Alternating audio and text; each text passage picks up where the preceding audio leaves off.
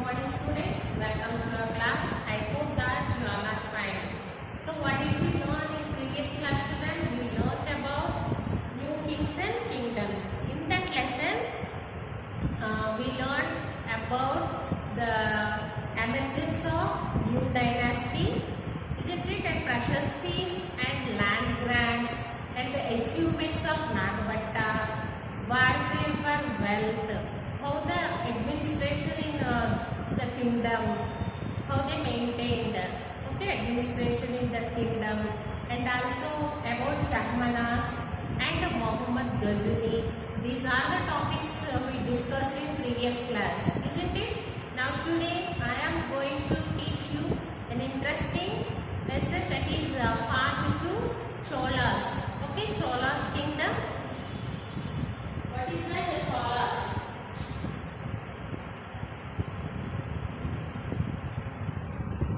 About Cholas we are going to learn now. So once we have to look at South India, isn't it? Where it is, if you have a textbook, you can see in the textbook also children. South India. Here see, this is South India. This side, isn't it? See here, this is down. Now let us have a look in South India. Okay. Chola's rule is one of the well documented history in South.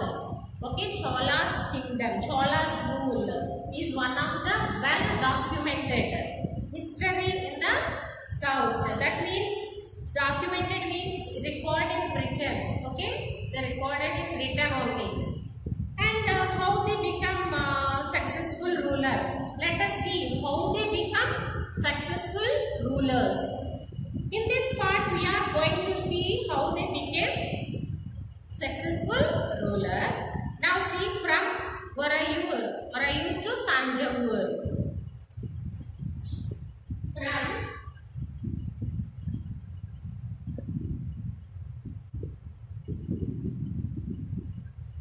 Varayur to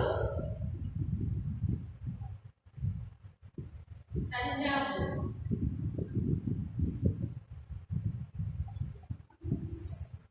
Okay, now see, how did the Cholas rise to their power? How they raised their power? See, some incident happened in that time. See, the minor chiefly family. Who?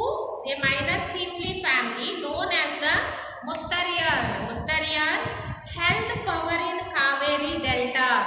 Okay, who held here power in Kaveri Delta? Muttariyar. Okay, and they are subordinates to the Pallavas king. Who subordinates? Muttariyar held the power in Kaveri Delta. No? They were subordinate to the Pallava kings of Kanchipuram. Okay, see here Muttariyar.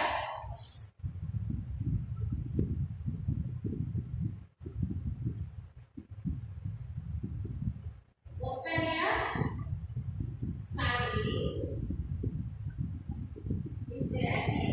They are living in Kaveri Delta. And these people are subordinates to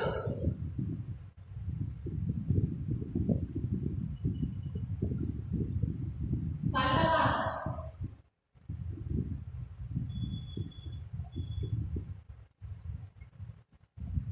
Pallava kings of Kanchipuram.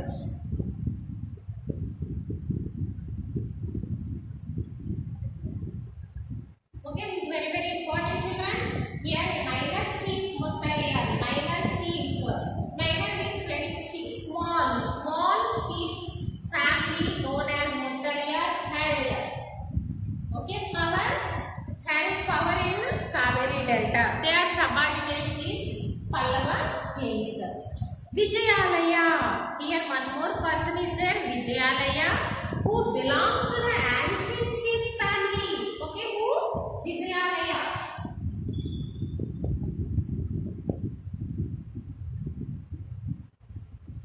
Vijayalaya, who belonged to ancient chief family of Cholas from Varayur. Which place? Varayur. See, he is from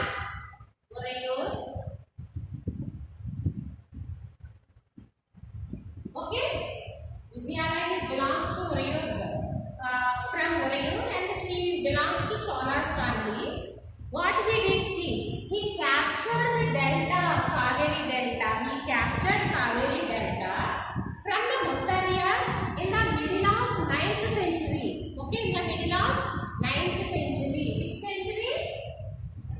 9th century. 9th century, Vijayalaya captured this place, Kaveri delta. Oh, captured Kaveri delta from Muttariyar in the middle of 9th century. And see what happened next. After when he captured this place Kaveri delta, after he built the town of Tanjavur. See, he built town of Tanjavur and also a temple for goddess. A temple for goddess Nishumba Sudini there. So he built one temple for goddess, that is Nishumba Sudini. See here, which place that is? Nishumba Sudini. Okay, this is the temple for goddess. Who built this one? Vijayalaya built Tanjavur and also a temple for goddess for Nishumba Sudini. The successor of Vijayalaya conquered neighboring regions and kingdom, grew in size and power. He captured so many places and there he established one kingdom so that they grew size and power. The Pandyan and the Pallava territories to the south and the north were made part of this kingdom. See here, who came under his region? Pallava and Pandyas also. Who's the Pallavas?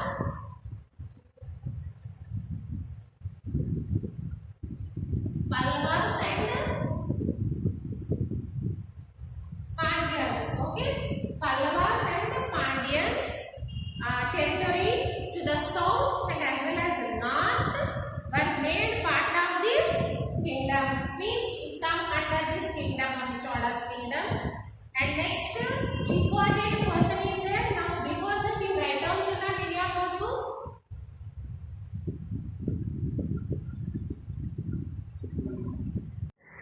And next Rajaraja I, considered the most powerful Chola's ruler.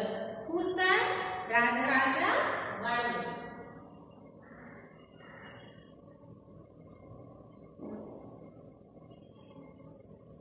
He was the most powerful Chola ruler, became the king in 985 AD. When did he become the king?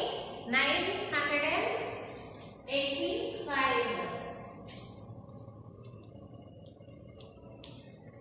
He became ruler, he became the king in 985 AD and expanded his control over most of these areas. So that he expanded his control over most of these areas and he also reorganized the administration of the empire. Okay, he reorganized whatever the administration is there in those times. He reorganized, that means reconstructed. Okay, reorganized the administration of the empire. And Rajaraja's sons Rajendra I.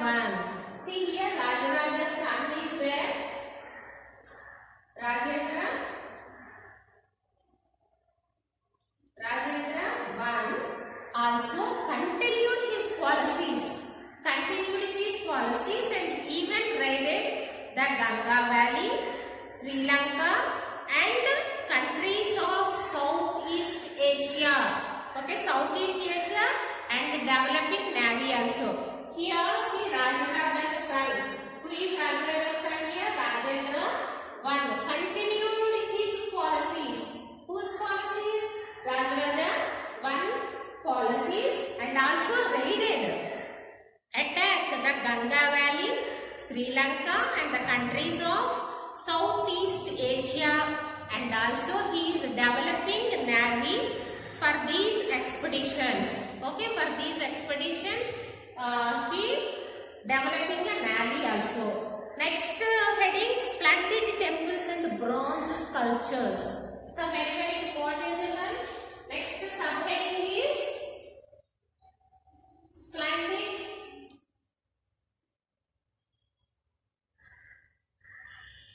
splendid temples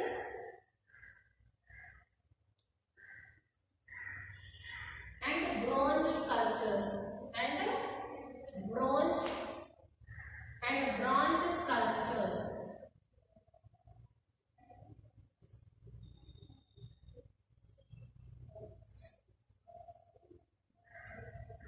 Now see the big temples of Tanjavur and Gangaikonda Cholapur. See here, big temples of Tanjavur and Gangaikonda Cholapuram built by Rajaraja and Rajendra. How they built these temples? Architectural and sculpture marvels. Architectural and sculpture marvels. If we look those temples, we will feel. Okay, that is why they are architectural and sculptural marvels. Where it is? Big temples of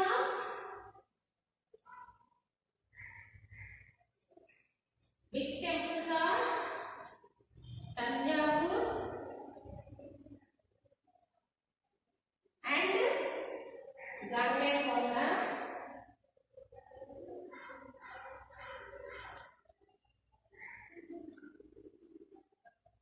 Gangaikonda Cholapuram.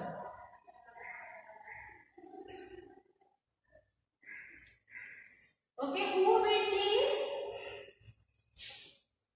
Rajaraja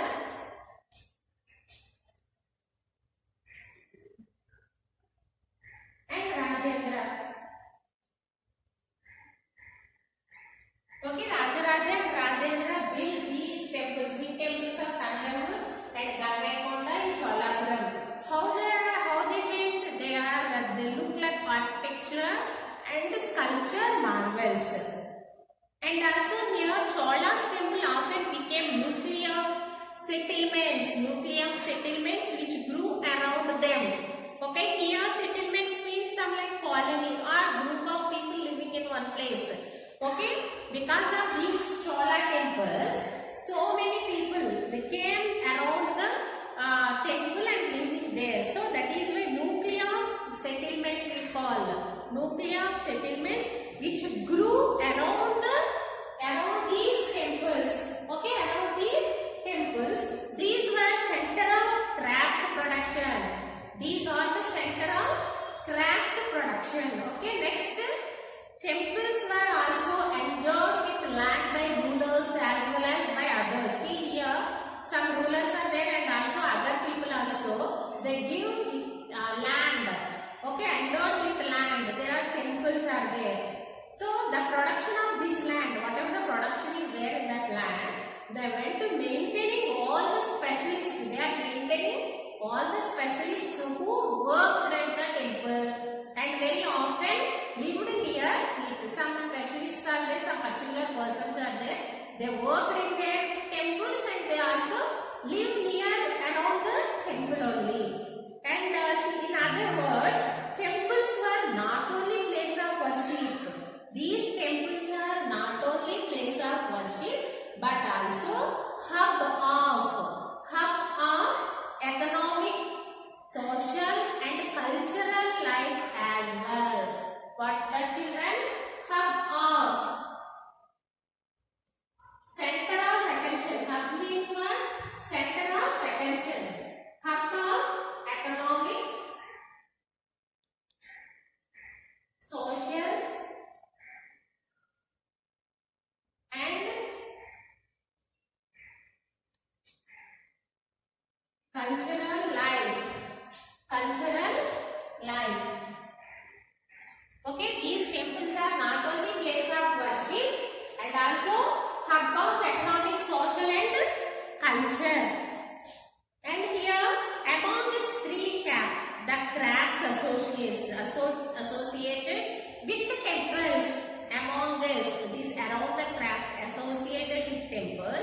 The making of bronze images was the most distinctive.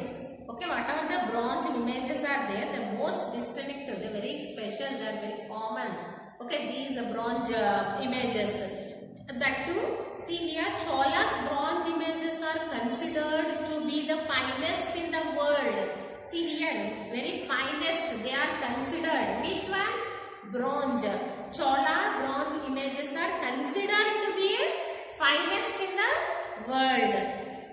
While most images were deities, some images of devotees were made as well as. Whatever the images are there, they are whose images? Those deities, means god or goddesses, and also some images also is there. Those are the devotees. Okay, devotees images also is there in that period. Okay, right now.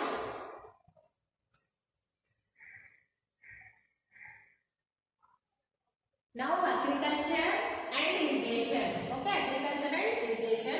See, many of the achievements of Cholas were made possible.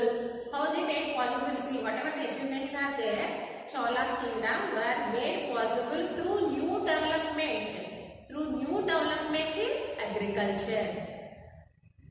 How it happened? See, Kaveri river is there. No? The Kaveri breaks into several streams before emptying into the Bay of Bengal. Okay, the Kaveri river is there. That river breaks into small streams before emptying to the Bay of Bengal. So before that, these streams overflow frequently. Okay, whatever the streams are there, they break into streams before entering in the Bay of Bengal. Before that, these streams overflow frequently, and also depositing fertile soil on their banks. Water from the streams also provides the necessary moisture. Moisture for agriculture. For the agriculture, they need some suitable moisture. That moisture, these streams only will provide those moisture for agriculture, particularly the cultivation of rice. Okay, particularly the cultivation of rice, the suitable moisture will be they used for growing those rice. Okay, cultivation of rice. So that moisture will give these streams only. Okay, and also agriculture had developed earlier in other parts of Tamil Nadu. See here, agriculture had developed earlier, before in other parts of Tamil Nadu, and it was only for the 5th and 6th century that this area was open for large scale cultivation. In which century? 5th. It was only from 5th or 6th century that it was area open for cultivation, big scale cultivation. And also one more reason is that forest had to be cleared in some regions. Okay, so many forests are there. In that, for some regions, the forest had to be cleared and the land had to be leveled in other areas. Okay, land leveled in some regions, the land will be leveled. Okay, and in the delta region, embankments had to be built to prevent flooding. See, in some areas, they built embankments so that they prevent those flooding, and canals had to be constructed. Some canals also constructed to carry out water to the field. These are the advantages are there. Okay, for the agriculture purpose, agriculture and for irrigation. In many areas, 2 crops were grown in every year. So in many areas, they grow 2 crops in a year. In many cases, it is necessary for water crops artificially. Some crops are there, water crops, those crops necessary water is there. For that crops, they grow artificially, and variety of methods were used for irrigation. In that time, they are using variety of methods. They use it for irrigation. In some areas, wells were dug.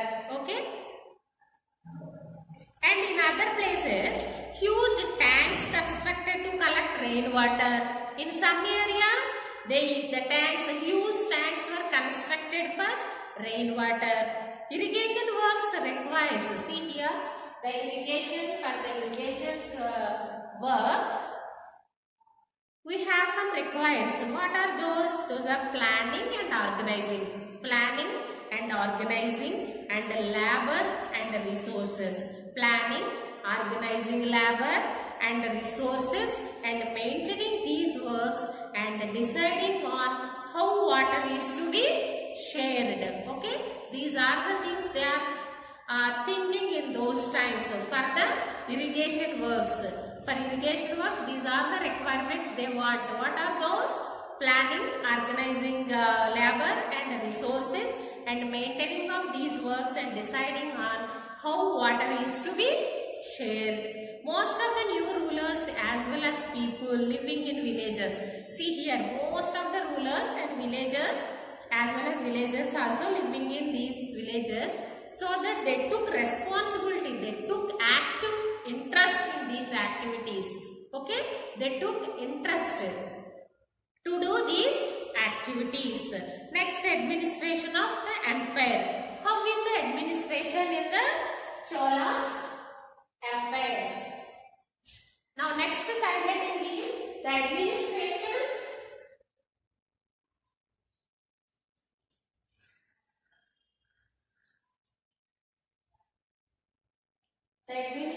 of the empire.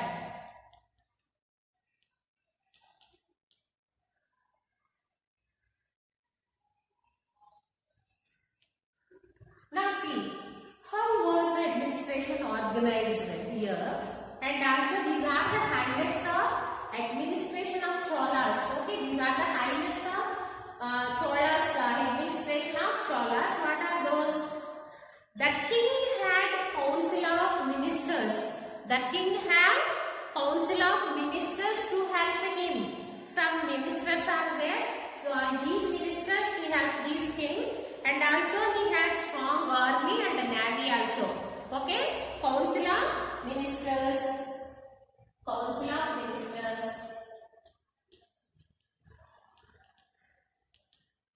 Council of ministers. And he had a strong army. Strong army and a navy. And also the empire was divided into mandalams. The empire was divided into mandalams. Divided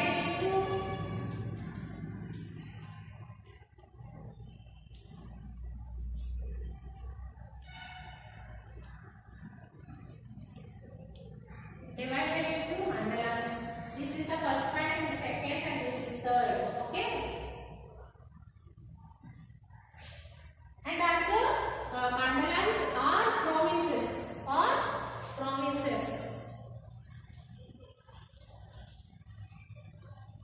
Further, they are subdivided into Valanadu and Nadus. These mandalas also subdivided into Valanadu and Nadus. And the settlements of peasants. What are the settlements? Group of people living in one place. Those we will call that to peasants here. Settlements of peasants known as Ur. See here.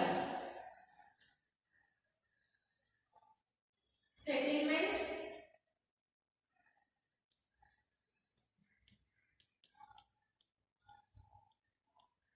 Settlements of peasants known as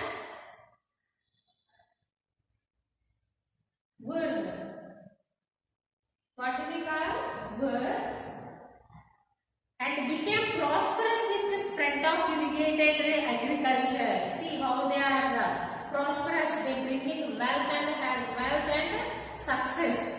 Okay, see here the settlements of peasants known as Ur. It became prosperous with the spread of agriculture, and group of such villages form larger units called Nadu. See, like this. These are the settlements of peasants we call known as Vur. But a group of such villages like this. Okay, Vur, group of such villages formed as a large units called Nadu. The village council and the Nadu. See here, village council and the Nadu.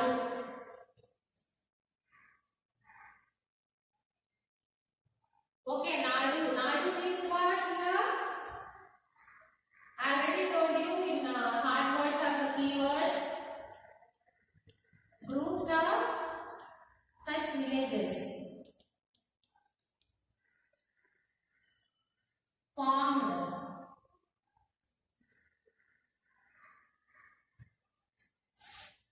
larger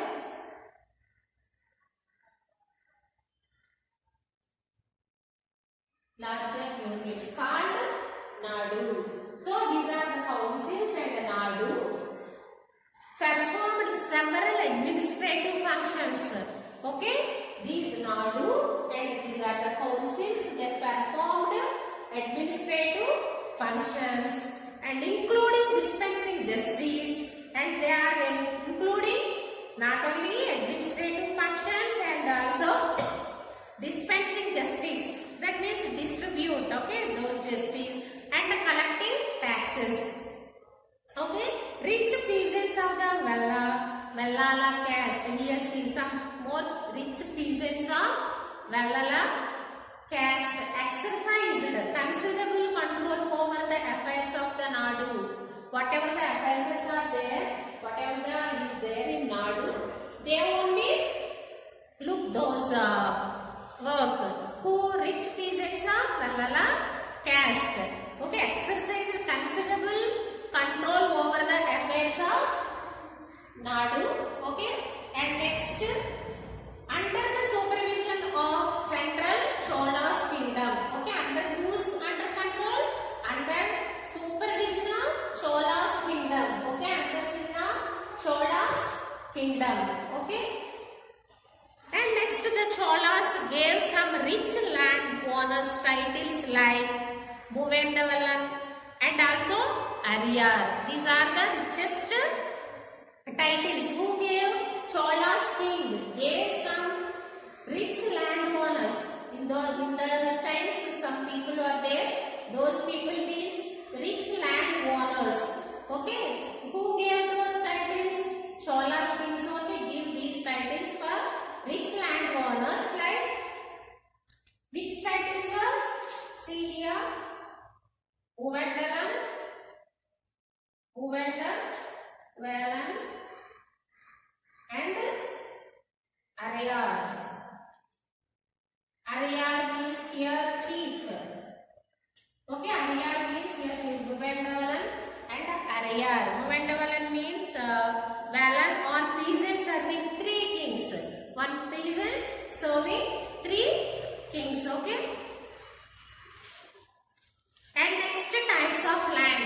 How many types are there in land? Before that, you write down.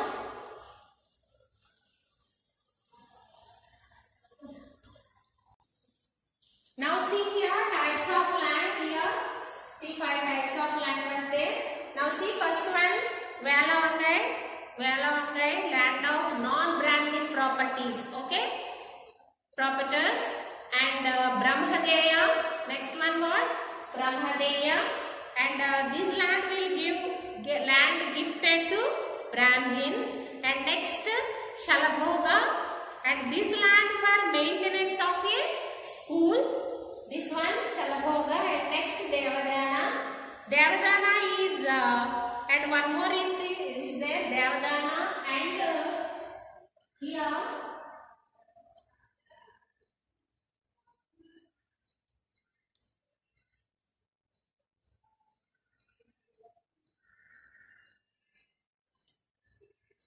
okay, this one also is there.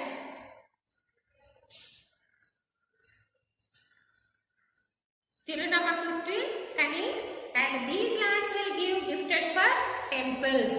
Okay, these are for temples and these land will be in school, and this Brahmadeya is land gifted to Brahmins, and this one land of non-Brahmin proprietors. And the last one, Palichandana means land donated to Jaina institutions. Okay, the land given to Jaina institutions. These five are types of land in Chola's kingdom, which is Chola's inscriptions mentioned in several categories of land. Okay. Now we have seen that Brahmins are often received land grants are Brahmadeya, isn't it? In Prashasti land grants topic, in the topic we learned more. So as a result, a large number of Brahmana settlements merged because of these Brahmadeya. So many Brahmins settlements merged in Kaveri Valley. Okay, those people will merged in Kaveri Valley as in other parts of South India also. In other parts of South India, each Brahmadeya was looked after by an assembly. See, each Brahmadeya was looked after by an assembly or Sabha of prominent Brahmana landholders. Okay. And next, these assemblies worked very efficiently. Whatever the assemblies are there here, they worked very efficiently. Their decisions were recorded. Whatever the decisions they made, those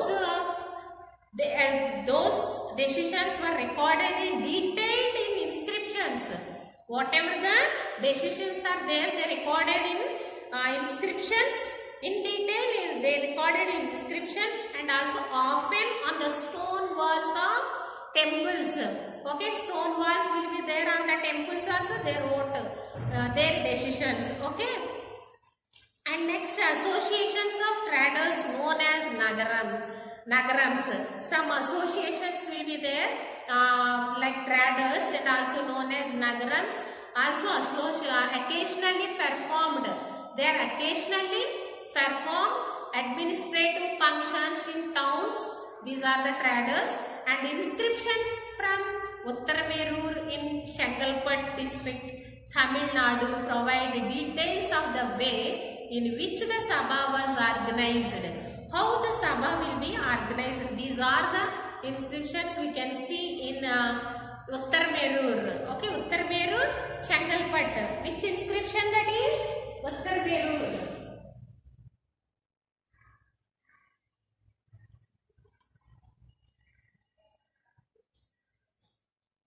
Uttaramerur, Chengalpattu. Chengalpattu district and Tamil Nadu. Chengalpattu district and Tamil Nadu.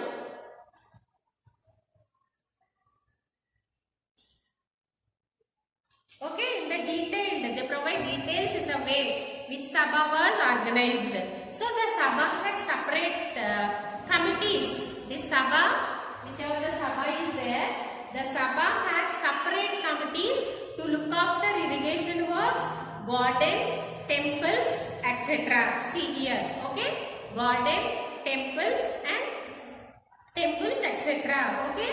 Now write down.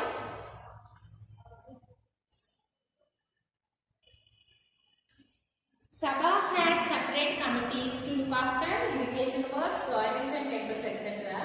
The name of these eligible to be members of these committees were written on small tickets. Whomever names are there, the eligible to be members of these committee, they'll write their names on small tickets of palm leaf. They'll write in the palm leaf, and these tickets were there put in earthen pot. On earthen where pot is there, in that pot they will keep one young man, they call one young boy was asked to take the tickets. Okay, that boy will take those tickets one by one for each committee. Okay, for one by one for each committees.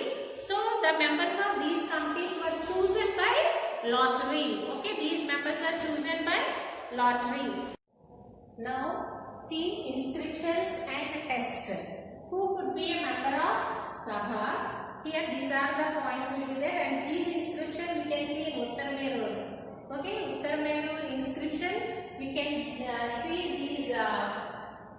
points. See, first one, they should be owner of the land from the which land revenue is collected, and next they should have their own home, and third one, they should have been between 35 and 70 years of age, and they should have the knowledge of Vedas. They should have well versed in administrative matters and be honest. These are the qualities the member should have, okay, to become a member of Sabha. And here, anyone has been a member of any committee in the last 3 years, he cannot become a member of another committee. Okay, and the next, anyone who has not submitted his accounts, if any member has not submitted his accounts, including his relatives, cannot contest the elections. Okay, and one more important point is there. Here's one inscription is there. Inscription, what is that? Tell us, while inscriptions tell us about kings and powerful men. Here an expert, that is one quote from book. What is that from? Periya Puranam. What is that? Periya Puranam, a 12th century Tamil work. Okay, in that Periya Puranam we can see in 12th century Tamil work which informs us about the lives of ordinary men and women. Okay, in that inscription Periya Puranam, in that one quote is there, quote from book 12th century Tamil work, and which inform us about the lives of ordinary men and women. Okay, and here I wrote homework also, children. See homework, write an essay on the highlights of administration of Cholas. I already told you. And next, who could be a member of Sabha? Okay, these questions you have to write in homework. Don't forget, children. Up to here, the new kings and kingdoms lesson was completed. I hope that you understood properly. In next class, we will discuss another new lesson. Okay. Thank you. Have a nice day. See you in the next class.